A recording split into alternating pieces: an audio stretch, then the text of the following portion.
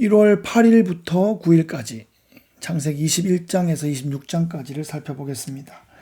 하나님께서 약속하신 대로 언약의 아들 이삭이 부림의 어머니 사라로부터 출생했습니다. 그때 아브라함의 나이는 100살이었습니다. 이삭이 태어난 지 8일 만에 하나님 명령하신 대로 할례를 행했습니다. 언약의 아들이 기적의 아들로 출생한 것입니다. 이제 하갈과 이스마엘이 사라와 갈등 구조를 갖게 되는데, 나중에 갈라디아서에 보면 바울이 자유한 여인 사라에게서 약속의 아들 이삭이 나왔다 하는 것을 확인해 주고 있습니다.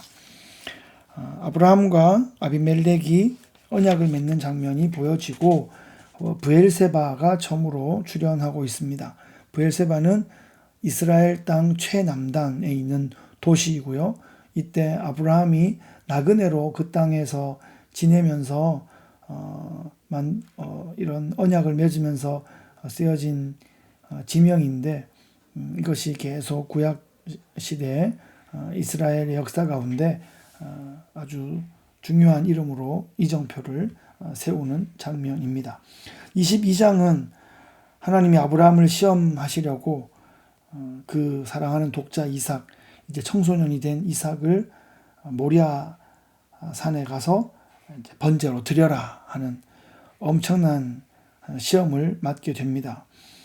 아브라함은 3일 동안 이삭을 데리고 번제에 쓸 나무를 가지고 3일 길을 걸어서 이제 종들에게는 기다리라고 하고 아이와 함께 저기 가서 예배하고 우리가 너희에게로 돌아오리라. 하나님은 분명히 번제로 바치라고 했는데 거기에 순종하고 가면서 우리가 함께 돌아오겠다라는 놀라운 말을 남기고 있습니다. 이삭이 지금 번제 나무를 지고 올라가고 있습니다. 번제할 어린 양은 보이지 않는데 이삭이 나무를 지고 가고 있습니다. 예수님께서 십자가 나무를 지고 골고다 언덕으로 올라가는 모습이 오버랩되고 있습니다. 하나님께서 자기를 위해서 제물을 친히 준비하실 것이다 라고 아브라함이 말하고 있는데, 정말 그 말처럼 순양이 뿔에 걸려서 이삭을 대신해서 대속의 죽음을 받게 됩니다. 이것이 바로 예수님께서 이삭을 위해 대신 죽으셨고 예수님께서 우리를 위해 대신 죽으신 그 모습을 이미지로 이렇게 보여주고 있습니다. 이때 이 모리아산이 바로 여호와 이레라는 땅이고요. 이곳에서 나중에 다윗이 오르난의 타작마당을 사서 그곳이 성전터가 되고, 바로 그 예루살렘 성전에서 예수님께서 골고다 언덕에서 십자가에 못 박히셨을 때 휘장이 찢어지며 하나님께 우리가 은혜의 피에 의지하여 담대히 나아갈 수 있는 길이 열리게 된 바로 그 장면이 여호와 이레의 땅으로 준비되고 있습니다. 23장에 보면 사라가 127세에 죽습니다. 그때 아브라함이 막벨라 굴을 대가를 치르고 삽니다.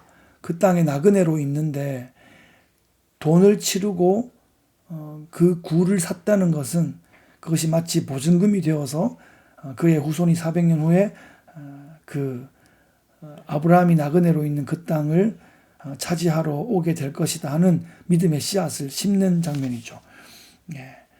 거기에 사라가 묻히고 아브라함이 묻히고 후에 이삭이 묻히고 리브가가 묻히고 야곱이 묻히고 레아가 묻힙니다. 아브라함의 하나님, 이삭의 하나님, 야곱의 하나님, 이렇게 3대의 그 족장이 막벨라굴에 묻히면서 나중에 요셉의 해골을 메고 행진하는 그 출애굽의 행진이 가나안 땅으로 이어지게 되는 믿음의 씨앗이 그때 심겨지게 되는 것입니다. 24장은 참 뜻깊은 장입니다. 이삭이 리브가를 아내로 삼는 성경에 있는 결혼 스토리 중에 가장 아름답다고 생각되어지는 스토리입니다.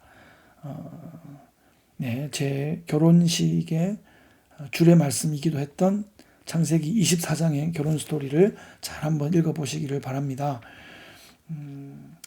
아브라함이 그 100세에 얻은 아들 이삭을 40이 될 때까지 장가를 보내지 않았습니다. 12살만 되면 장가 보내가지고 빨리 아들을 낳게 하고 싶은데 그것보다 더 중요한 것은 이방 여인에게 아들을 맡기지 아니하고 내 고향 내 족속에게로 가서 친척 중에 믿음의 가문에서 아내를 택하고자 했습니다. 그래서 신실한 종 아브라함의 종을 보내서 기도하면서 이렇게 리브가를 기도의 응답으로 맞이하게 됩니다.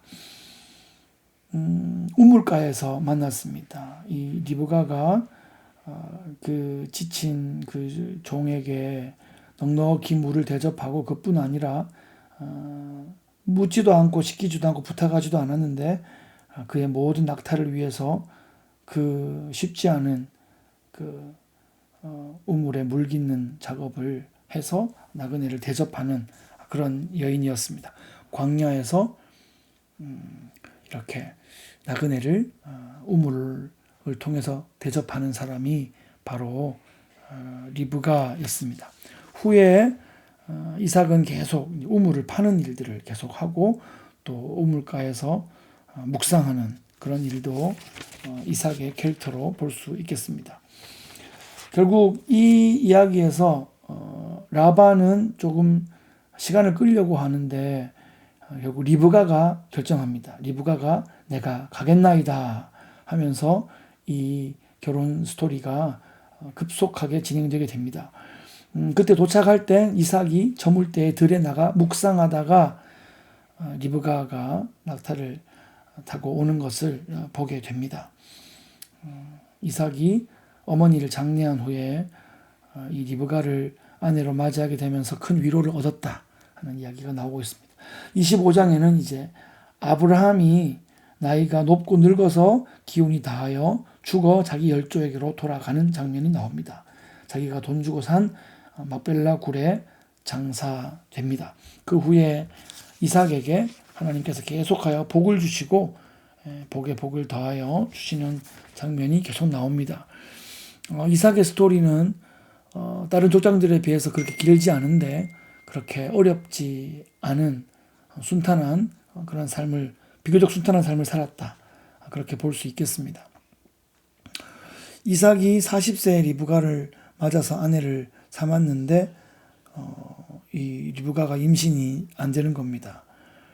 그러다가 오래오래 기다렸다가 쌍둥이를 얻게 되는데 큰 자가 어린 자를 섬기리라 이렇게 말씀하시면서 첫째인 에서가 아닌 둘째 야곱이 언약의 그 족장이 되고 야곱의 아들 12명이 그 각 지파의 족장들의 이름들이 됩니다. 그들을 낳을 때 이삭의 나이가 60세였습니다. 예, 지금하고 뭐 나이나 그 연수가 차이가 납니다만은 그래도 그 언약의 아들이 40에 결혼하고 60에 첫 아이들을 낳았다는 사실이 참으로 놀랍습니다. 에서가 장자의 명분을 가볍게 여기는 장면이 나오고 야곱이 그 지금 뭐 형을 좀 속이긴 했지만 그 장자의 명분, 그 언약의 자손의 그 자리를 굉장히 중요하게 여기고 있다라는 것을 보여주고 있습니다. 26장에는 이제 그 땅에 또 흉년이 들고 이삭이 그랄로 가서 아비멜렉에 이르는데 아브라함과 사라 사이에 있었던 그 같은 일들이 벌어집니다. 그 아내를 누이라고 하고 나중에 그것이 들키고 그런 에피소드가 또 나옵니다. 참 아들은 아버지를 닮는 것 같습니다. 좋은 것도 닮고 실수도 닮아 버렸네요. 그런데 이삭이 그 땅에서 농사해서 그해 100배나 얻습니다. 그 사람이 창대하고 왕성하여 마침내 거부가 됩니다. 뭐 다른 설명이 없습니다. 이것은 아브라함의 복이 그 자손에게 임한 것입니다.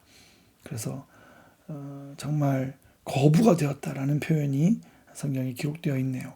그리고 우물을 파면 다른 사람들이 와서 또 그것을 해코지 하든지 뺐든지 그렇게 합니다. 그러면 또 옮겨가서 또 파고 옮겨가서 또 파고.